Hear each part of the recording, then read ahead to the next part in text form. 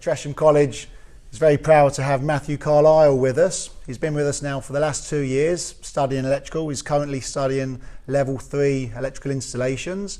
Not only is he an up-and-coming electrician, he's also won the UK Vert Series at skateboarding. Could you tell us a little bit more about that? Yeah, that's right. So it's an event that happens every year.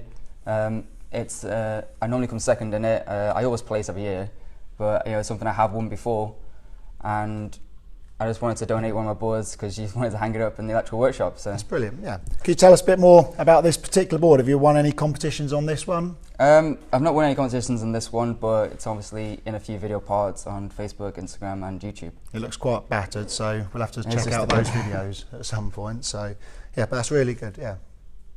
Are you able to give us a signature on the board, please? Do it nice and big in the middle.